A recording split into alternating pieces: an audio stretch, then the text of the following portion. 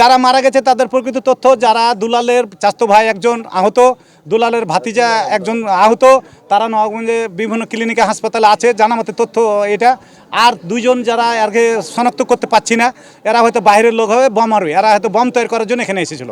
আমরা আতঙ্কিত যে নিরীহ মানুষ, এখানে হাজার হাজার মানুষ আজ মরত, কিন্তু আমরা আতঙ্কিত।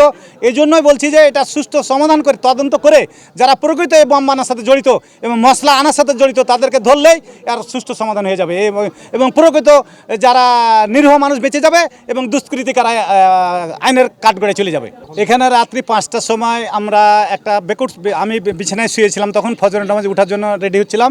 তো এই শব্দ শোনার পর আমার চকিদারকে, মানে আমার বিশু চকিদার গল্ডবি 2 নম্বর ওয়ার্ডের, তাৎক্ষণিক আমি পাঠাই এলাকাতে কী হয়েছে দেখো তো ও আসার পরে দেখছে 2জন পড়ে আছে আর 3জনকে নাকে নিয়ে চলে গেছে এলাকার মানুষের তথ্য অনুযায়ী।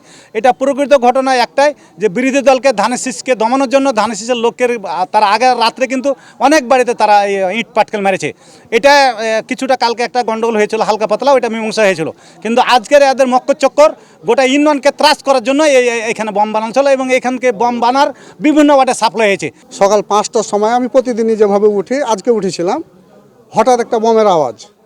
তো কোথায় ফুটলো এটা তো তখন বোঝা যায় না, কিন্তু বাড়িতে ছেলে মেয়েগুলো উঠে গেছে যে কী ব্যাপার, কোথায় ভূমিকম্পের মতন এত আওয়াজ কিসের। তো যাই হোক, যত বেলা হয় তাতে তখন আস্তে আস্তে এটা ওপেন হচ্ছে যে কোথায় ঘটলো। সবাই আসলো, আম্মু আসলাম একসাথে, দেখছি আর অনেক লোক প্রশাসনও আছে। আসে দেখলাম যে 2টা লাশ পড়ে আছে।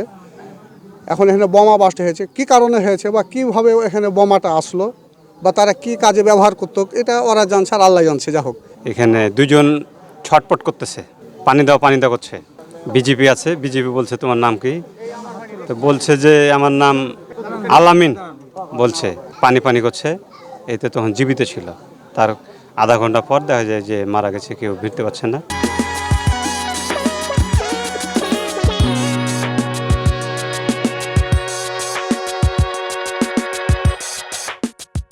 আজকে তাদের পরিকল্পনা ছিল সকালবেলা ইউনিয়নে একটা ব্যাপক গোলযোগ এবং গোলমাল তৈরি করার, যে উদ্দেশ্য নিয়ে এখানে আমাদের এই ইউনিয়নের চেয়ারম্যান টিপু চেয়ারম্যান বর্তমান দেশের বাইরে সম্ভবত অবস্থান করছে, তার অর্থায়ন এখানে আমাদের বুলবুল সাবেক চেয়ারম্যান বুলবুল, তার ভাইরা এবং এখানকার আরও কাদির সহ আরও বেশ কিছু সন্ত্রাসী, তারা এই সমস্ত দুলাল আরও এটাকে ইনভেস্টিগেশন করলে এটা তথ্য পাওয়া যাবে। তারা এই ইউনিয়নে আমাদের এই নির্বাচনের পর বিএনপি নেতাকর্মীদের বাড়িতে হামলা ভাঙচুর অগ্নিসংযোগ করার জন্যে তারা সশস্ত্র প্রস্তুতি নিচ্ছিল।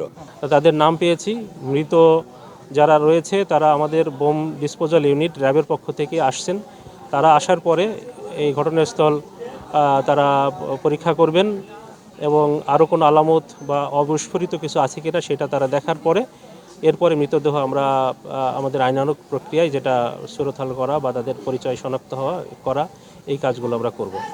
আমরা আরএমপিকে অনুরোধ জানিয়েছি যেন তাদেরকে কর্ডন করে রাখে, তাদের কর্ডন করা হয়েছে।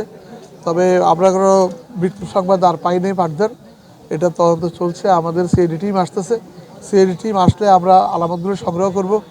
আর বোম ডিসপোজাল ইউনিট আসতেছে, বোম ডিসপোজাল টিম আসলে সেটা বোম ডিসপোজাল টিমের মাধ্যমে আমরা যদি বোম থেকেও থাকে আর সেটা করবো। এই জন্য আমরা বাড়ির ভিতরে ঢুকছি না, যেন আলামতগুলো নষ্ট না হয়। আমরা আপনাদেরকে অনুরোধ জানাবো যে যেন সচেতনতা সৃষ্টি করার জন্য যেন আমরা বেশি এলাকাতে না এসে আলামতগুলো যেন নষ্ট না করে। ক্রাইম সিনটা নষ্ট হয়ে গেলে পরবর্তী উদ্ধার করা যাবে না।